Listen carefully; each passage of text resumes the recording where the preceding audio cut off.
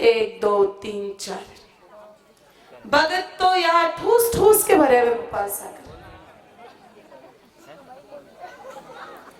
मेरे भाई बहनों, 84 कोस की परिक्रमा देने जाते हैं तो रास्ते में एक स्थान आता है, नाम है गोवर्धन जी। भगवान का सुंदर सा श्री विग्रह गोवर्धन जी में है। हालांकि अब तो कुछ शेष अवशेष ही बचे हैं।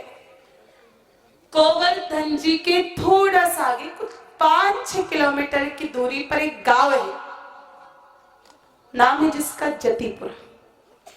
84 की परिक्रमा जो है उसमें वो गांव आता है जतीपुरा। वहां पर मेरे भाई ने ग्वाला रहता था। वैसे ग्वाला किसे कहते हैं?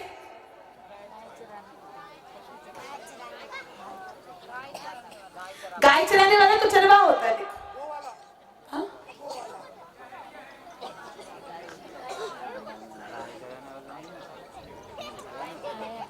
अरे भाई थे तो सब मेवाड़ का लोग हो और आपको ही पता नहीं कि ग्वाला किसको कहते हैं, तो मारवाड़ वालों से क्या उम्मीद करे, दूसरे लोगों से क्या उम्मीद करे। पहले अच्छी तरह से सुन लो ग्वाला किसको कहते हैं। आप जो बोल रहे हैं इसका वाला न वो कुछ भी नहीं। ग्वाला गाय, गो गाय, धन वाला। अब गाय माता किसे कहते हैं तो मैंने कल बता ही दिया था और वापस एक बार बता देती हूँ, क्योंकि आप लोगों के दिमाग में जो कचरा भरा हुआ है गाय माता के प्रति, हम लोग आज गाय माता को पहचान ही नहीं पा रहे, वो एक बार वापस क्लियर हो जाए। गाय माता की 3 पहचान होते। वेद लक्षणा गाय माता जिसको कहते हैं, जिसके पीठ पर थुम्बी, कुकुद, खांडोल, टाट, थुई, शिवलिंग जैसा उभरा हुआ हिस्सा होता है। गले में गले कंबल झालरी लटकन होती है और जब बोले तो मुख से आवाज गूंजती है, हमा,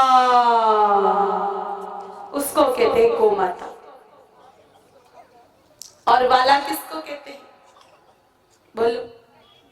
ये तो मेवाड़ी शब्द है। अपने को जो खूब प्रिय लगता है उसको तो वाला कहते हैं मेवाड़ में। यो तो मने घणो ही वालो लागे सा कहते ना, तो गाय माता को खूब प्रिय लगे उसको ही तो ग्वाला कहते हैं।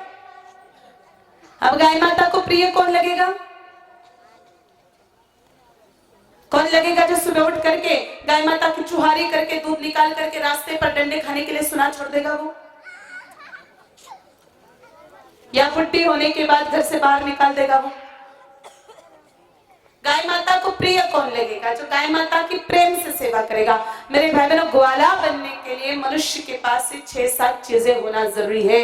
ग्वाला किसी मतलब कोई कपड़े पहन लिया और बांसुरी पकड़ ली और गाय माता के पीछे पीछे दौड़ लिया 2-4 घड़ी के लिए, उसको ग्वाला नहीं कहते हैं।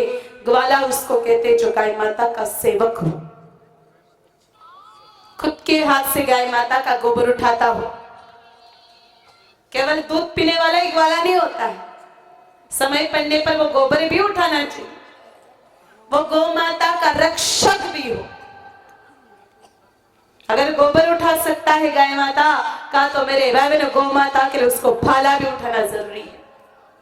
वो गौ माता का पुत्र भी हो और वो गौ माता का वत्स भी हो। देखो पुत्र और वत्स में अंतर होता है।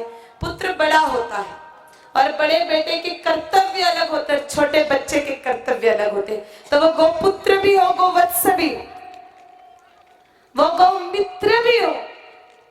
मित्र की भांति गौ माता से बातें करे, सखा की भांति। वो गौ माता का मेरे भाई बहनों प्रिय हो, वो होता है ग्वाला।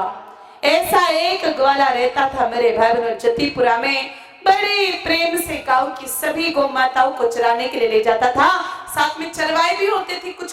पुराने जमाने में मेरे भाई बहनों अलग सिस्टम होता था। पुराने जमाने में ग्वाले होते थे, गांव की सभी गौ माताओं को इकट्ठा करके चराने के लिए ले जाते थे, उनको कोई ग्वाड़ी दी जाती थी। तो ऐसे ही मेरे भाई बहनों एक बार की बात है, एक ग्वाला गाय माताओं को चराने के लिए इकट्ठा कर रहा था। जब वो सुबह सुबह गाय माताओं को इकट्ठा करता था, उसके घर की कुछ गाय माताएं, 50-60 गाय माताएं, फिर आगे से और कुछ गाय माता आती, फिर आगे से और कुछ गाय माता आती। देखो पहले जब वो चलता था तो लगता था गंगा जी का छोटा सा प्रवाह निकला है, फिर आगे जाकर के और थोड़े प्रवाह मिलते जाते और बहुत बड़ा गंगा जी जैसा स्वरूप बन जाता गौ माताओं का।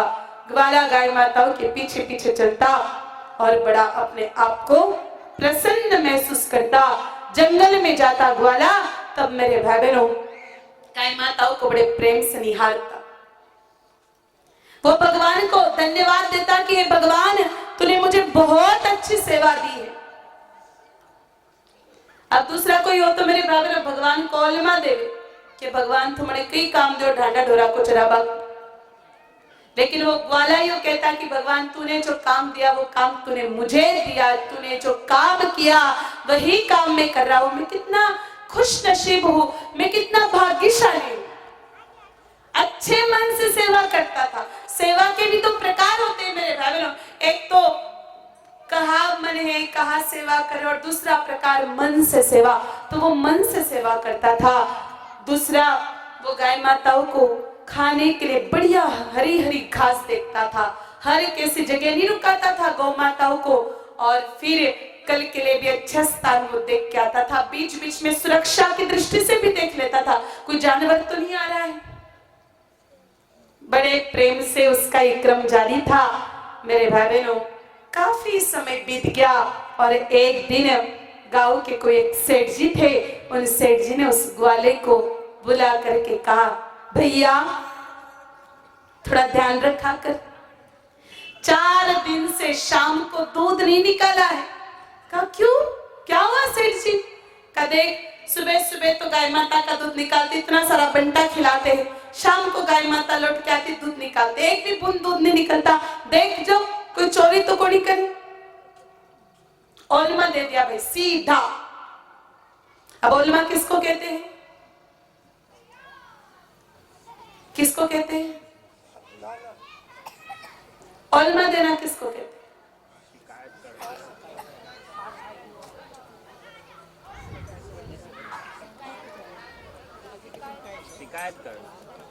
थोड़े से शिकायत भी, थोड़ा सा ताना भी, लेकिन ओलमा उसको कहते हैं मेरे भाई बहनों ऐसी शिकायत, ऐसा ताना जिसमें लड़ाई और झगड़े की 1% भी संभावना नहीं।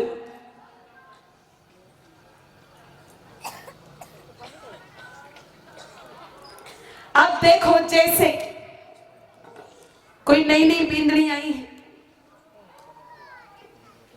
और बिंदी को माँ के घर पर दूध पीने की आदत है।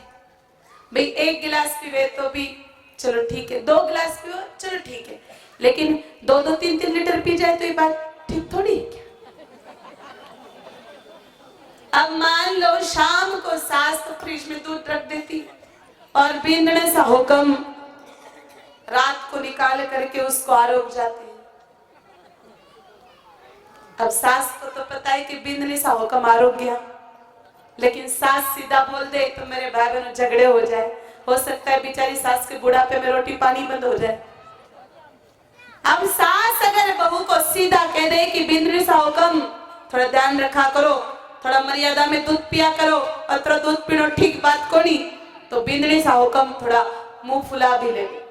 लेकिन अगर सास थोड़ा सावधानी रख करके बिंदनी सा हुक्म को कहे, बिंदनी सा हुक्म थोड़ा ध्यान रखो, आजकल बिल्लियां घड़ी घूमे हटे, तो बोलो कोई झगड़ा होगा क्या?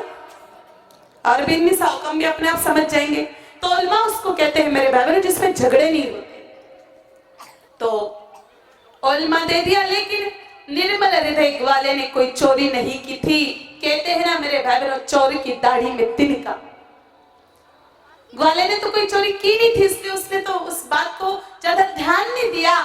लेकिन 3 दिन बाद सेठ जी का माथा गर्म हुआ और सेठ जी ने पूरे गांव वालों के सामने ग्वाले के थप्पड़ रखी का थोड़े लखन सुधार। गाय माता को चराता भी और गाय माता का दूध चुराता भी है। मेरे भाई बहनों ग्वाले को बहुत ज्यादा दुख हुआ, बहुत ज्यादा, और ग्वाले ने संकल्प लिया कि मैं उस दूध चोरी करने वाले चोर को ढूंढ के ही निकालूंगा, चाहे कुछ भी हो जाए। कहा भाई साहब मेरे को 2 दिन का समय दो, 2 दिन बाद मैं बताता हूं कि वो दूध कहाँ जाता है। पहले दिन ग्वाला गाय माता के पीछे पीछे पीछे पीछे रहा। शाम तक तो ऐसी कोई हरकत नहीं थी जिससे संदेह हो लेकिन मेरे भाई बहनों शाम के समय गाय माता झाड़ियों के पीछे जाके दूध बहाने लगी। ग्वाला समझ गया कि गाय माता